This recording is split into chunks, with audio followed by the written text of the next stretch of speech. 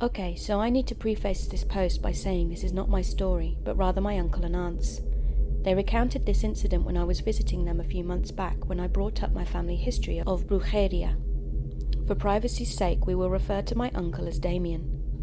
When Damien was in his early 30s, he had married his wife, my aunt, Daisy. Now, Damien wasn't exactly husband of the year material, and about a year or so into their marriage, he had begun cheating on my aunt with this other woman he met through work. He was basically a freelance handyman who would go around different hardware stores, think Home Depot, and offer his services to help people who needed any work done, i.e. repairs, installations, etc. He never told me this woman's name, so let's just call her Mary. Damien and Mary had been seeing each other for about 6 or 7 months at this point, and their relationship was made extremely apparent to Daisy. Unfortunately, there wasn't much that she could do in this situation. It was the 70s and she was a Hispanic woman. If she had come forward with anything, it would either result in her possibly getting hurt or disowned by her family, because more often than not, the wife was always seen as the one at fault for infidelity. You know how it goes. Daisy was a devout Catholic, and she had been praying over Damien for some time, for him to stop seeing Mary and to return to her, and that he'd find the Lord. This is very important because, as Damien explained to me, Daisy's prayers were sort of a catalyst to what ended up happening next. Damien said he couldn't quite put an exact date to the event, but knows it happened during winter. He recalled how cold the evening was when he went over to Mary's for dinner. Daisy had pled with him not to go, but he ignored her and went anyway. While they ate, he said something tasted off. At the time, he couldn't quite put his finger on it, but he just knew. Something in him just unconsciously rejected what Mary fed him. Damien pressed her about it, and she had just smiled at him at first and didn't say a word. He grew annoyed and demanded to know what she had put in his food. Her smile had faded, and she angrily yelled at him that it was her secret ingredient to help him fall in love with her and leave his wife once and for all. She said while she was cooking she had bled into the pot she used. But it wasn't just any ordinary blood. It was period blood. Disgusted and horrified, Damien stormed out of Mary's house and got into his car, all the while Mary was screaming and slurring insults at him. He left and began to make the drive back to Daisy's. While driving, he recalled how extremely hot he felt. He was sweating bullets as if he'd just been walking in the desert, and his body was radiating heat. He couldn't explain what was going on or how quickly it all happened to him. He finally arrived at Daisy's and found her waiting at her doorstep for him. She said she had been praying non-stop for him, and something in her felt he was coming home. At this point, Damien couldn't move much further past the threshold of their house, and Daisy just laid with him and prayed over him, rebuking any and all the evil that might have been afflicting him. According to Daisy, she said the whole situation felt like something out of a nightmare. Damien was convulsing and sweating profusely and couldn't stand upright without help. Damien said that the ordeal felt like it had gone on for hours, but Daisy said it couldn't have been more than 45 minutes tops. She said when she finished praying, Damien began to dry heave until finally throwing up all over their floors. Damien recounted how awful it felt, as if something was crawling out of his insides onto the ground. Daisy said his vomit was pitch black and darker than the night sky. He released all of his stomach's contents, and when he was finished, his pain and overheating had ceased. They both just sat there for the rest of the night and slept on the couch, not even ready to touch the black liquid that remained.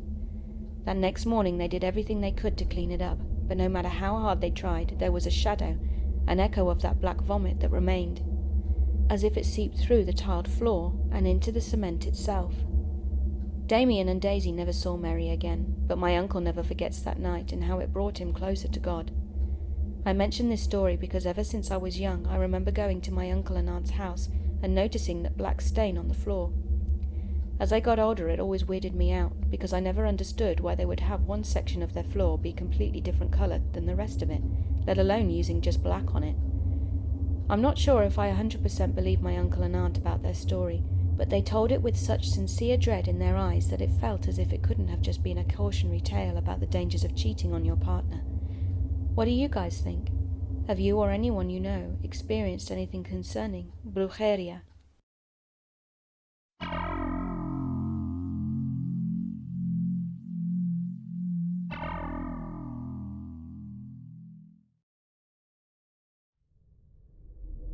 My first paranormal or just plain strange thing I experienced as a child was a dream I used to have when I was around 4 or 5 years old, and it was happening every night. I'd fall asleep in my bottom bunk, and a bald man would grab me, drag me through the wall, and put me on a kitchen counter that was decorated in black and white, and the only light in the room was coming from a cupboard. He would enter the said cupboard, and I'd jump down off the counter and back into my bed. Every night I had this dream, until my godmother got me a dream catcher, and then they stopped. The creepiest part of this is a few years later, when I was about 8, we were talking about it, and my 4-year-old sister interrupted and said she was having that dream all the time, and when we asked her what the man looked like, she described him as bald. This one I have tried to debunk many times, but failed. One night, me and my sister were camping in my grandma's living room, in our 2-person tent. I got up to go to the toilet, and as I climbed out of the tent, I caught sight of the TV. Keep in mind this was back in the day when TVs were massive boxes and had an actual reflection. I saw someone standing behind our tent. My child brain went, nope, and I went back to sleep.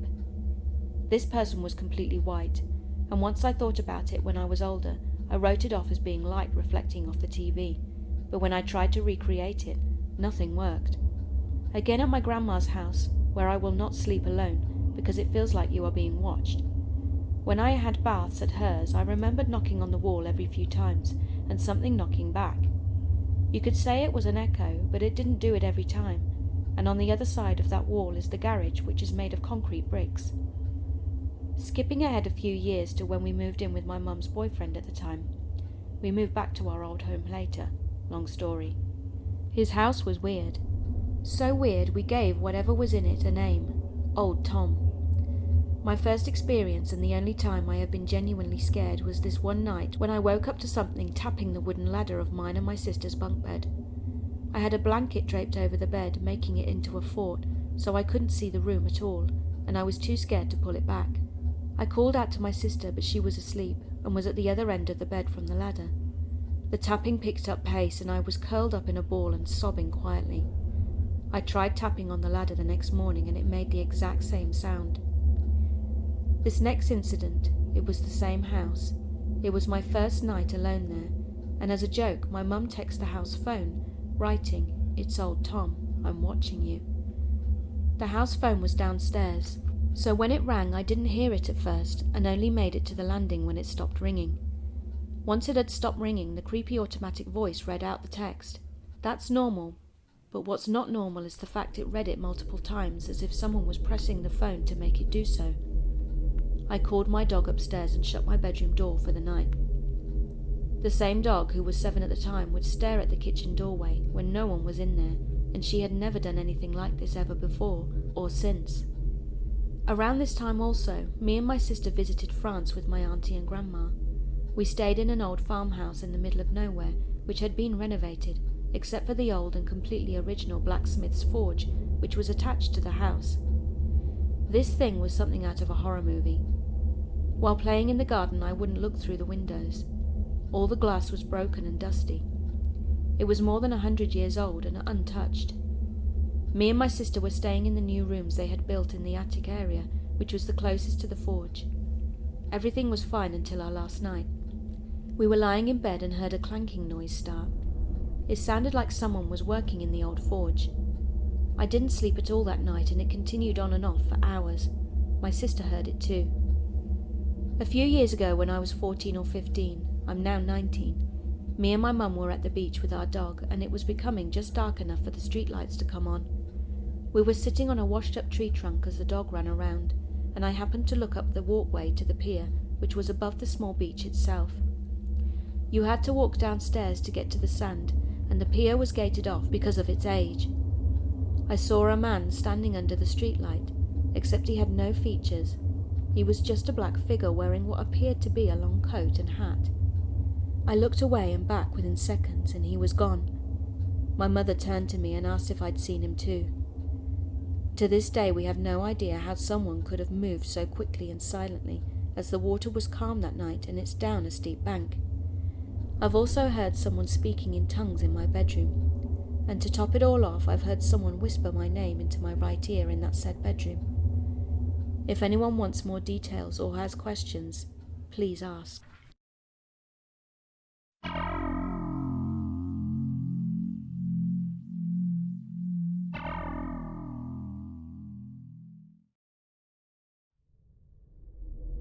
Okay, this might be long, but it almost scared me to death. Literally. To start off, this was a personal experience, so it is a story directly about me. For some background, I live out in the country and my family has a lot of land, including trails, hills, and a whole lot of forests. We have a couple of four-wheelers that we use all the time. Last thing to mention is that it was summer, and the year prior I had signed up for an engineering class. Now for the story. The day started normally. Around 10 a.m. my dad asked me if I'd like to go out in the four-wheelers with him. Of course, I'd love to and accepted gladly. I was horrible at driving, but it was still fun. So me and my dad are driving around and we eventually got back and parked them up in the garage. My dad made me help him change some bolts on the tires. I was happy to do this since I signed up for a class dealing with that kind of stuff. My dad hops into the four-wheeler and drives a small portion of one of the trails by the garage to test the bolts were okay. When he arrives back, he asks me if I want to test them out too, and I accept. Me being forgetful, I didn't put on my helmet. This is important later. I start going up and I make the turn where I'm supposed to get back down, but suddenly I hit a dip in the road and the four-wheeler flips up. I completely black out, then wake up with my right arm stretched above my head and my head on top of it. My left arm is sticking out, and my legs, I couldn't feel them. I'm trembling and look down to see the four-wheeler on top of my legs. I start bawling, looking over into the woods, and I felt my heart stop for a good second. I see this thing standing in front of one of the trees. It was really tall and had cloudy white eyes, and they were huge. Its arms were so long that they were down to its thighs, if you can call them that. Its hands were just what I can only describe as pointers, and it had some really long legs. I start screaming at the sight of it. It just kept looking at me, and I kept screaming. Its eyes were on me, but I knew its mind was somewhere else. Finally, after what felt like 5 years, the next-door neighbor heard me. There was a wall of trees between us, but we could hear each other. She called my mum, and I can see my dad coming to me. I see the look of fear on his face, and that thing just suddenly disappears. I haven't seen it since, and I hope I never have to again. I don't know if that thing was waiting for me to die. I will forever be grateful for my neighbor.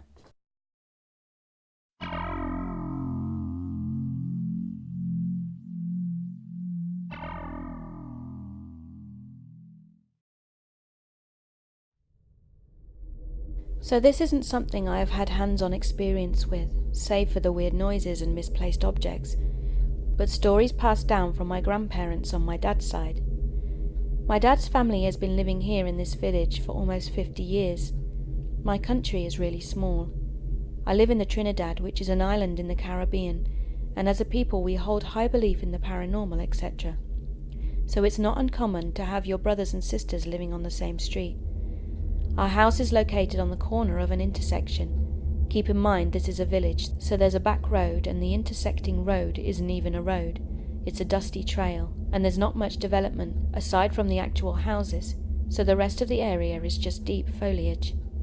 So this story involves my home, the 3 neighbours across from us, and then there's the house next to ours across the trail, and the house opposite that, and the house behind that one. So it kind of forms a disfigured circle. Long before I was born, and my dad and his sisters were really young, the old lady's husband from across the street got sick and died. Now this is a Hindu family that partook in blood sacrifices and Kali Puja, so it was assumed they did black magic to acquire their wealth. So when he died, his spirit couldn't leave the earth.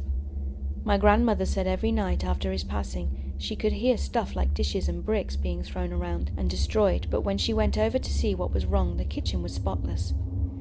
It was after this had occurred a couple of times that they figured it was his restless spirit and decided to hold the funeral earlier than planned to lay him to rest. On the night of his funeral, his wife almost died as well, because as she leaned over his coffin, something began choking her and pulling her down into it. They got her out, of course, But then his spirit, or whatever it was, began moving things around. The potted plants rearranged themselves, the chairs stacked together, and the doors of the house blew open. Now personally I would have left and let them deal with it, but because our people are so superstitious it didn't really affect any of them, so they stayed and continued on with the proceedings. Later on my grandma would tell me she had experienced many paranormal things in her life, so this didn't even faze her. After the funeral, things died down until my grandfather's sister-in-law, who lived in the house across from us, which is now occupied by the son of the restless spirit, started seeing spirits. More specifically, a tall, naked man of African descent. She saw him multiple times, and she was always alone at night when it happened. He'd stand in the doorway of her bedroom and would just stare at her, and sometimes she said there'd also be a white coffin floating at the foot of her bed, and he'd be laying inside it. She passed away soon after, without ever resolving the cause of her hallucinations, but I've heard mumblings among the Indian women of our family that it was a symbol, a warning that her husband was having an affair, but she died without finding out the truth. Then there's the story of the mango tree in the lot to our left. The people who lived there at the time were simply tenants renting from an old woman who allegedly killed her husband in the house and hid his body in an old metal bunker in the backyard. She had a lot of animals in her yard, pigs, chickens, ducks, etc., so the smell of all the feces would cover the stench of her rotting spouse. When anybody asked her about him, she simply said they'd gotten a divorce and he went back to England. He was a white man and she was an East Indian. And nobody questioned it, because all people would do back then was simply gossip and then move on when they got bored. Rumour has it that his body completely decayed in that bunker and that he continues to haunt the home. Since a few families had moved into the house, and customary for Caribbean folk, they blessed the home before moving in, his spirit couldn't stay in there and instead occupied the mango tree in the backyard. I was around 6 at this time, and my dad and I would go out and look up at the tree because you could see a large shadowy circle in the middle of it that would block even the strongest sunlight. You couldn't see anything. Now the tree is gone, of course, but it still feels like something lives there because of the ever-present shadow that hovers over that house. Now for my house, and the house behind the one across the street. My great-uncle lives there. My grandparents always saw apparitions. We have a legend here in the Caribbean about a woman with the foot of a cow called the La Diablesse, Devil Woman. She's said to be the most beautiful woman ever, and would lure men by stopping them as they drove by, to ask for a ride, and she'd always sit in the back seat. When the men arrived at whatever destination she'd requested, they'd look in the mirror to find that she was gone. Then she would haunt them by appearing in her true form and tormenting them constantly until they took their own lives, or she caused their death in some sort of accident. My grandparents would see this woman roaming the streets with her chain dragging behind her as she seeked out her next victims, and sometimes she'd stare right back at them in the dark of the night.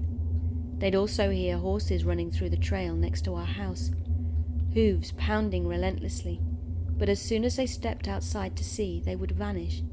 There would also be a spirit that would choke my grandfather in his sleep. He'd be thrashing and crying in his sleep, and my grandmother would have to shake him until he woke up. All of these things have been happening gradually over the past 40 years. Everyone who marries into the family has also been able to see and hear these paranormal things. I've never had any serious encounters with such things, apart from seeing people in shadows where there are none, and hearing noises that should not be heard. It's never scared me at all, maybe because I grew up hearing these stories and was surrounded by myths and folklore all my life, so it all seemed normal. But one thing I can guarantee is that something plagues this village I live in. It was here 40 years ago, and it's still here now.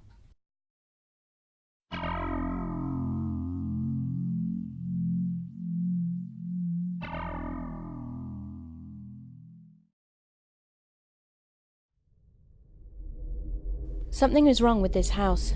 I don't quite know how to start this off, but I'll first introduce myself. People call me B, and I've decided to share my story of whatever the hell is going on in my house, here with you. Strange things have been happening for a while, and I've decided to finally speak out about it. I've made a throwaway account so nobody on my main one thinks I've simply gone mad. I moved into this house 4 years ago with my mother, father, and baby sister. Nothing too odd, just a regular family. My father was close to the owner, and he had given him the house for free, which I find really strange. It was a nice 3-bedroom, 2-bathroom house, and I found it weird that this man would just give it away, but ultimately I didn't think too much of it. We moved in there in 2014 and began our new life. It was nice to finally move out of that old apartment we had been stuck in before, and nothing could make us regret this choice. It was only a few weeks later that strange things would start happening. My dad kept his laptop downstairs and would always shut it off before he came upstairs at night.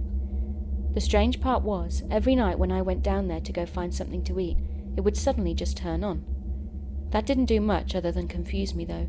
I shrugged it off. These weird things continued, but only got more confusing.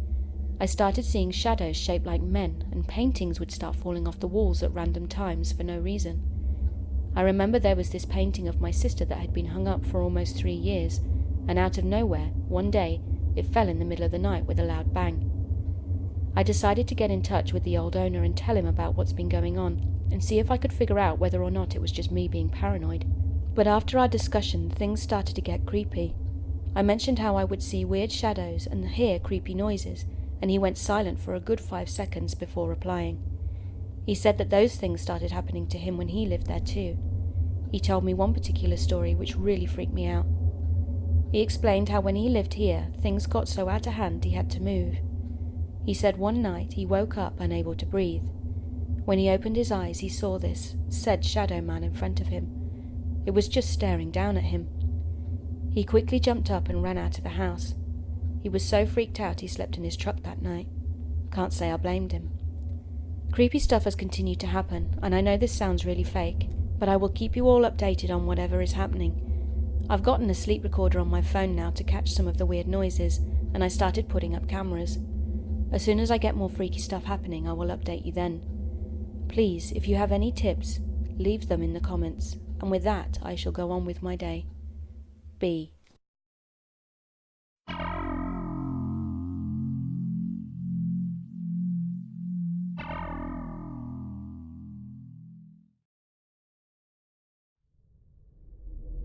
It was 2011. I don't do drugs anymore, but back then I was primarily into coke.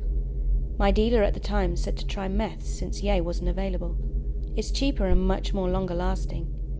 At first I was like, fuck you bro. I had some kind of morality about coke over meth. After about 4 days of being awake, I had an excruciatingly scary experience that I'm still not sure if it was a real paranormal event or just my mind being more powerful than I had ever could have imagined.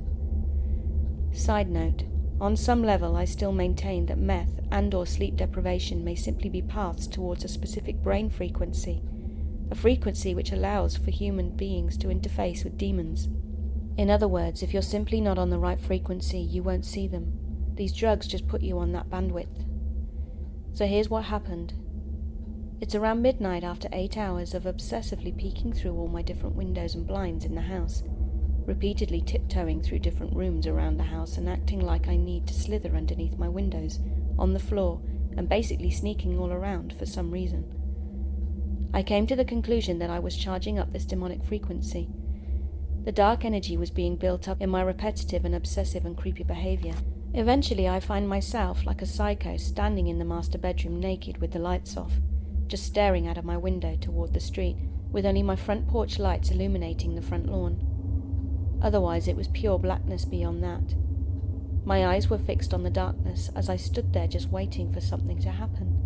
I can't explain it, but I knew I was summoning something dark and evil with this level of focus and attention. I felt a relationship with the darkness, and I was beginning to scare myself, but I just couldn't stop.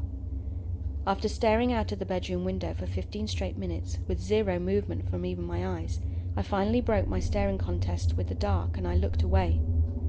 After a moment I looked back out the fucking window again. I can clearly see a man outside dressed like the most cliché home burglar you can imagine. For a brief second I ponder how it was way too coincidental.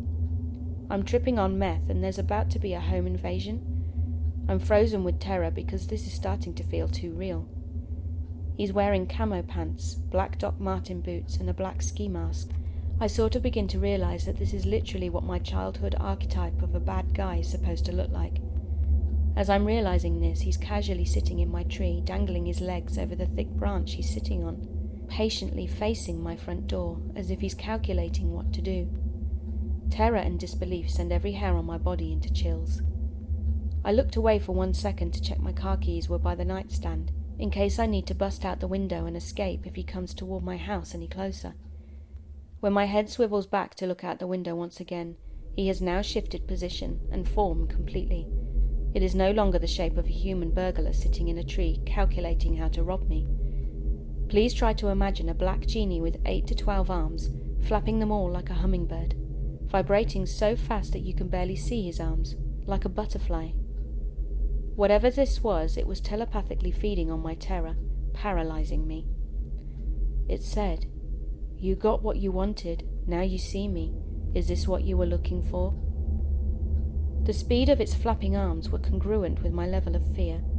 I don't know how I knew this, but the more scared I got, the faster it fluttered, and the more excited it became. I got the sense that this thing was totally amused by my human fear, and it was laughing at me for being so shocked and weak. It didn't have a head or body like people do. Imagine a 7-foot-tall face with several arms. Pitch black. It had no texture, like a shadow has no texture. At first it had no features either, other than white eyes and flailing arms.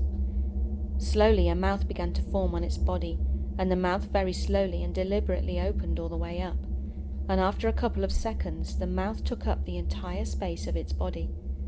It's hard to explain, but just reminiscing on this vision gives me chills to this day. After this I had a deep sense of being special and chosen. I felt cursed and blessed to be aware of this alternative reality that exists under the surface of this one.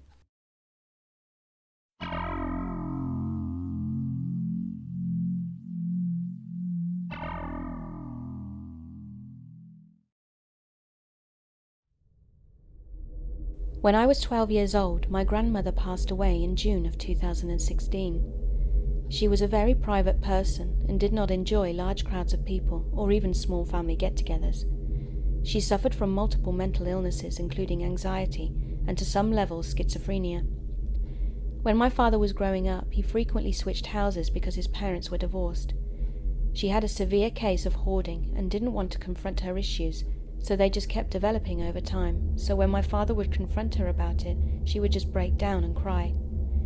My father and his brother would get in fights because of it. My uncle protected her from him and wanted to take care of her. One year she left to go to Tennessee without any warning, leaving no number or information, just leaving everything for 2 years. In her last years she lived with my family and I. We have a 5-person family, excluding her, and live in a 2-story but relatively small house. I don't remember much of those years, seeing as I was about 8 or 10 years old, but what I do remember was dramatic and all too much. My father would talk to her about taking care of herself, and she would turn the other cheek and not listen. At Christmas we would have family over, and she did not want to interact and would stay in the same place, not talking to anyone. Later on she moved out and went to live in a nursing home. I was about 11 or 12 by this time. We didn't see her very often and kept our distance. As the years went on, she only became more and more distant and detached from the family. My uncle and his family visited her more frequently than we ever did, but she treated them just the same. The only time I ever saw her light up was when talking about Elvis Presley. She was absolutely infatuated with him, and after all these years it seemed the only constant thing in her life she could hold on to. Now, on to her departure. I have still to be told what exactly she had died from, but I'm not sure I want to know.